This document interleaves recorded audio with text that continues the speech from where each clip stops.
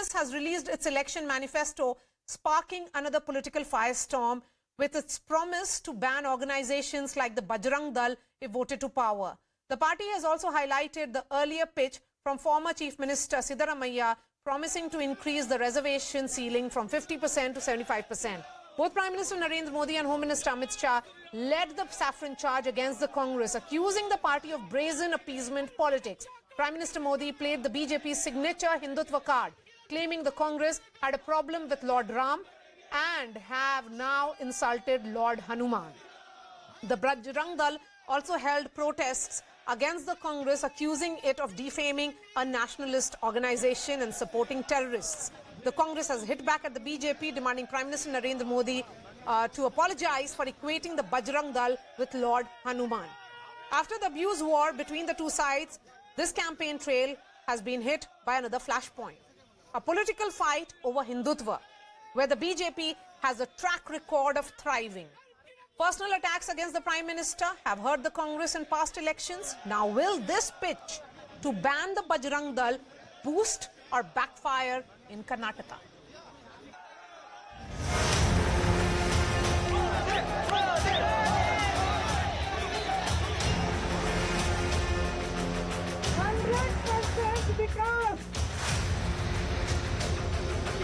I want to make Karnataka a global Karnataka, a Karnataka with a peace, Karnataka with a progress, Karnataka with a positive approach.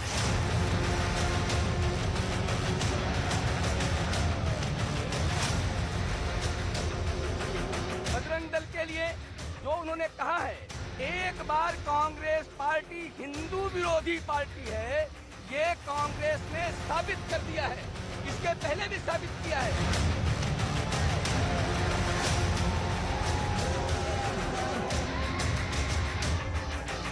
आज हनुमान जी की पवित्र भूमि को प्रणाम करने के लिए आया हूं, उसी समय कांग्रेस पार्टी ने अपने मैनिफेस्टो में बजरंग बली को ताने में बंद करने का निर्णय किया है।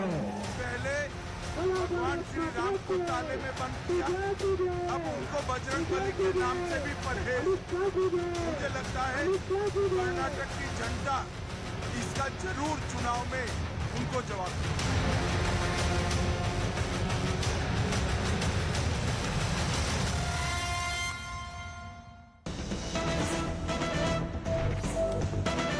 Piece of breaking news coming in. After Priyank Kharge's nalayak comment against the Prime Minister, the BJP has complained to the Election Commission, calling on the poll watchdog to lodge the FIR against Kharge and take punitive action.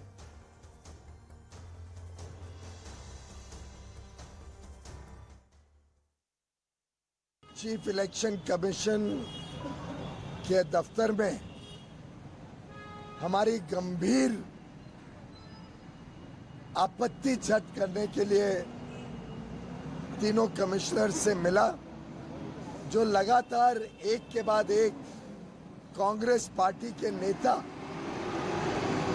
आपत्तिजनक भाषण और आपत्तिजनक अशब्द इस्तेमाल कर रहे हैं। भारत के प्रधानमंत्री के लिए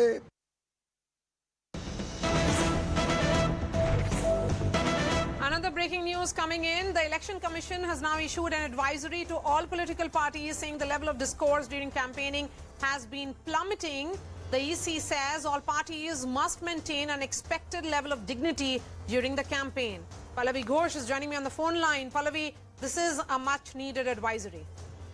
Yes, and it's a given actually. The model of code of conduct very specifically mentions the fact that there are certain Lakshman Rekha which should not be crossed.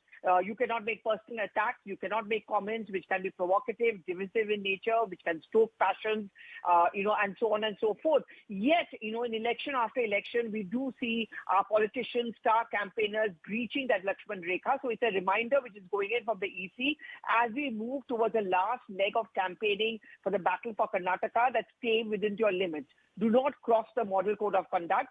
We'll have to wait to see, because the last 3 to 4 days are also going to be the most aggressive phase, whether the star campaigners and the politicians who are campaigning actually going to be listening to the advisory of the Election Commission.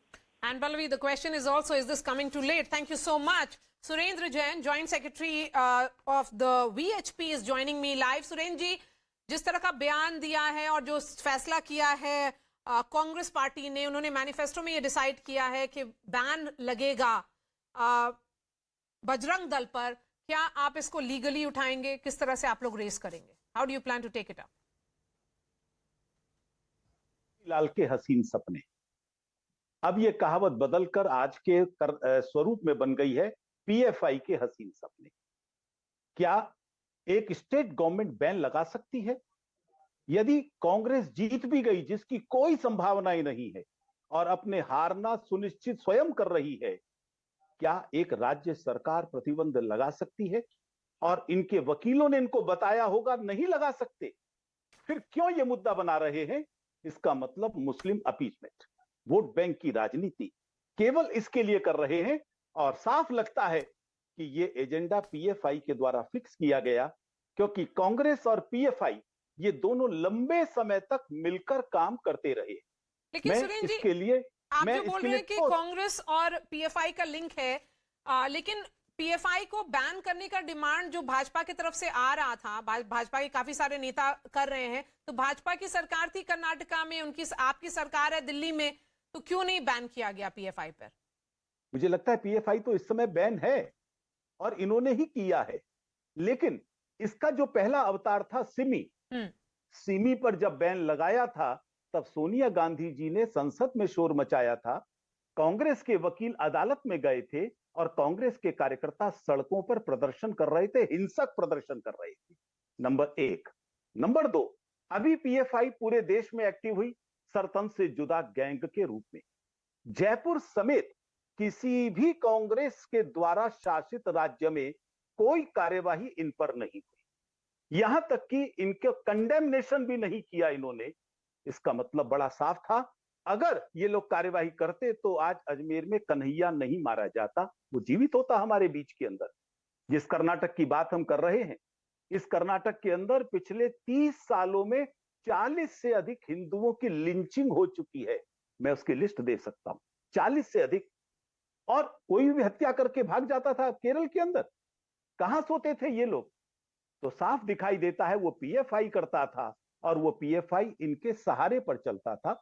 इसका पिछला अवतार सिमी, वो तो पूर्ण रूप से खुलकर काम इनके राज्यों में करता था, उसके सबूत आज भी विद्यमान है। लेकिन सुरेंद्र जैन जी, अगर जहां तक बजरंग दल की बात की जाए, अगर कांग्रेस आ जाती है और बैन लगाती है, तो क्या आप उसको चैलेंज करेंगे कोर्ट में? बैन लगा ही नहीं सकती, ये राज्य सरकार के प्रेरोगेटिव है ही नहीं। पहली बात, मैंने जैसा बताया, ये स्वयं सरकार बनाने वाली नहीं है, क्योंकि इस तरह की हरकतें करके, अरे आप जहां हनुमान का जन्म होता है उस स्थली पर जाकर बजरंग बली के नारे लगाने वाले लोगों पर प्रतिबंध की बात करते हो।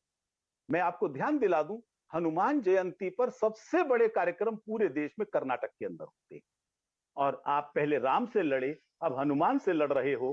पहली लड़ाई भी आपने हारी थी, ये लड़ाई भी आप हारोगे, ये निश्चित है।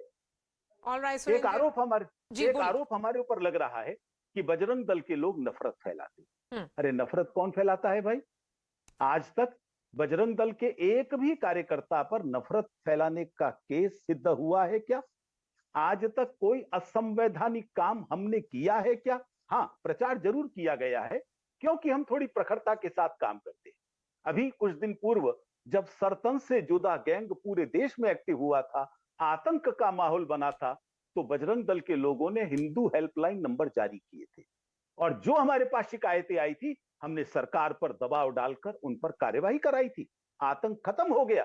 इसलिए तब से ही पीएफ और कांग्रेस, इन दोनों की आंखों की हम किरकिरी बने हुए हैं, और वो उन्होंने भड़ास अभी निकाली है इस मैनिफेस्टो में, जिसको ये कभी लागू नहीं कर सकते।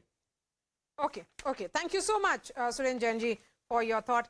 Tom Vadakkan, BJP spokesperson, Sanket Yanagi, Congress spokesperson. We also have Professor Madhav Nalapat, senior journalist. Sanket Yanagi, you wanted it on issues and you have entered very choppy waters. So our concentration is on a development, and we have a developmental agenda, and we believe in secularism. We believe in peace and harmony in the society, and we believe in the law and order to be maintained in the society. If anything is coming in the way of maintaining law and order, So Bajrang Dal is coming in the way of maintaining law and order. Are you saying that? one by one. So any organization which is coming in the way of maintaining the law and order or maintaining the peace and harmony in the society, irrespective of the religion which it is affiliated to, irrespective of the party it is affiliated to, we said you would deal with it in accordance with law. What does it mean? We said in accordance with law. I underline that word. So whichever is permissible under law, Okay. as per the provisions under law, you would deal with it. So what exactly has Bajrang Dal done in Karnataka? If it has not done anything, there is nothing for it to worry about it. If it has really done something... No, but then you have declared that they will be banned. I mean, without... What is the evidence that you have against them?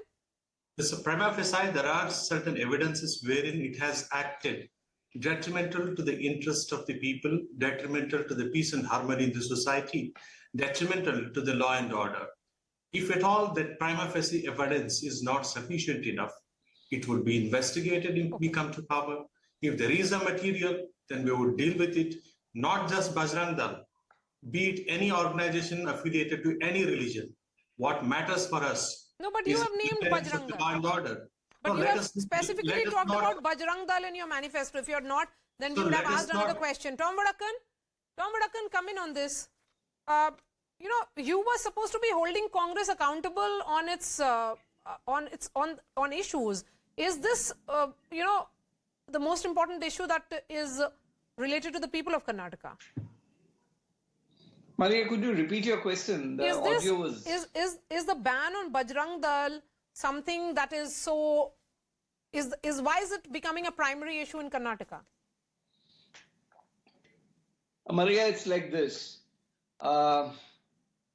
If Congress party does not learn from history whenever they have gone into this kind of an act and have put it in black and white, PFI stands banned, Maria. And here they say that they will ban the PFI. Well, actually, it was not the PFI they were targeting, it was the Bajrang Dal. The point here is, are they the spokesman for PFI? Is this some kind of a revenge or appeasement tactics to appease the PFI? I mean, these are larger questions the public is asking. Now, Hanuman Jayanti is celebrated hugely. I have to admit this, in the state of Karnataka. And Hanumanji has a large followers not only across the country, but Karnataka is the birthplace of Hanumanji. And pray, they are saying that anybody who chants Jai Bajrangbali This is to be locked up. Earlier, they locked up Shri Ram Ji's issue. They literally locked it up. And then they came to the Supreme Court saying that they didn't believe in Shri Ram. Now, these are absolutely anti a community. I don't want to go into the name of the community. The point is, it's obvious. Now, okay, so this is essentially what the BJP is saying, that because the central government went on and banned PFI, this is a counter that is coming in from the Congress party in Karnataka in its manifesto. Professor Madhav Nalapat, you know, over the last few days, interestingly, it is BJP versus Congress that we are discussing. The Congress party certainly knows that these are polarizing issues. Somebody like a Mallikarjun Kharge will not be making a comment of that nature, what he did against the Prime Minister, if it was not part of a strategy. I mean, it baffles me, why would he say something like that? And now, a mention of Bajrang Dal in the Congress manifesto. It could happen after the elections. Let the results come. If you are in power, you can do so many things. If you make these moves, is it part of Congress party looking at this election, trying to convert it into a bipolar contest, and ensuring that the JDS gets further sidelined? Well, Maria, your last sentence says it all. The reality is, for the Congress party, a substantial performance in Karnataka, preferably an outright majority, is absolutely existential to the future of the party. Right. For the simple reason that many parties, regional parties, you're talking about the Trinamool Congress, you're talking about the Aam Aadmi Party, all of them have the view that the Congress party is less, a support than a problem for the opposition. So the Congress party has got to show that it and it alone has the potential to challenge the BJP, and therefore the Congress party is working very hard to make this a two-cornered contest. And of course, there you have Mr. Devegowda's party. Frankly, that party also, it's existential. If they do badly in this So, election... Professor Nalapat, you are saying that in this existential battle, the Congress party is deliberately trying to make this a bipolar contest by raking up issues which will have the BJP react, and it's part of a strategy. It's not something that they are trying to polarize elections for. Look, the fact is, elections are a situation in which votes do happen and polarization takes place. And so far as the Congress is concerned, I think the Congress party's point is they need 2 or 3 large constituencies to basically support them. They are counting on the Vocaliga support through Shiv Kumar. They are counting on the backward class support through Siddaramaiah. They are counting on Mallikarjun Kharge. They're also counting on the Muslim votes. And for that, I think they have raised this issue. So I think Congress is now putting whatever is possible in the basket that they believe will attract fringe voters. The problem is independent voters, moderate voters may not really like this. And now in Karnataka, from my assessment, the role of the candidate is going to be very important. I think the Karnataka voter is going to pay a lot of attention to the candidate, and whichever party shows that they have a better slate of candidates, I think that party will have a technical So advantage. basically, Professor Nalapat, it's not, just accidental that first Mr. Kharge talks about it the way he did against the Prime Minister, and now this move of putting Bajrang Dal as an organization which will be banned in the manifesto. Sanket Yanagi, somebody like Professor Nalapat thinks that this is part of a strategy. No, I would not wish to answer that question whether it's a strategy or otherwise. But the point here is, we the Congress believe in constitutional morality and the constitutional principles. We believe in Ram Rajya. Ram Rajya and Raj Dharma have to be together to maintain the Raj Dharma. But are you not worried that this is also going to paint you as a party which believes in appeasement of a particular minority community, and as far as the majority is concerned, you're going after them? Will it? Do you not run the risk of being projected as anti-Hindu? So when we are equally dealing with the organizations which are whether affiliated to one community A or one community B, that hardly matters for us. What matters for us and what is our focus is the development, and the second focus should be on the maintenance of peace and harmony. Third should be on the law and order. Whoever is disrupting the law and order, whoever is disrupting the peace and harmony in the society, irrespective of the religion, we would deal with it with an iron hand. We would deal with a Christian missionaries or Christian organization or Muslim organization or Persian organization or Hindu organization. For that matter, it hardly matters which community it belongs to, which party it is affiliated to. The one action by Sardar Vallabhbhai Patel in the year 1948 has changed India, and because of which reason India has grown in one direction, that is developmental focused. And now we are following at the same time. Similarly, if you are following Mr. the Tom footsteps Badakkar, of isn't that a Sardar concern Vallabhbhai that you're not even talking about JDS? Pardon, I couldn't get your question. No, Tom Badakkar, Mr. Tom Badakkar. Yeah, what is the question? That you're not even talking about JDS. You've almost, the BJP seem to not even give any importance to the fact that there is a third player which has a decisive vote and also a very captive vote. See, that's JDS is essentially the B team of the Congress. We all know that. So, I mean, I think we are focused on the primary mover, that's the Congress. And the Congress in its manifesto has tried to change the goalposts. And they've done a self-goal, Maria. It's basically, it was a good, tough fight that was going on. But now with Kharge, the president, calling Prime Minister what he said, and then the son followed it up by calling him, I don't want to repeat those words, but then if this is strategy, well, I don't know what is... Okay, then Professor Nalapat, is this self-goal on the part of the Congress party?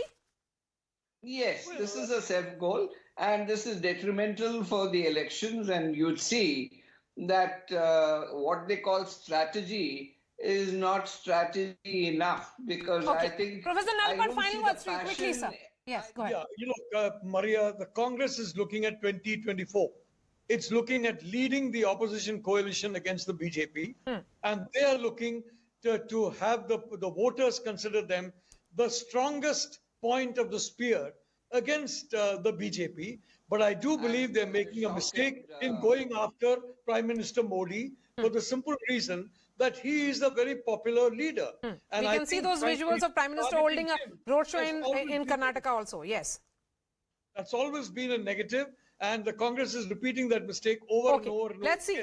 From an election which was seen as advantage, Congress is now a contest in Karnataka. That's what is happening on ground. Tom Vadakkan, Sanket Yanagi and Professor Madhav Nalapat, thank you so much.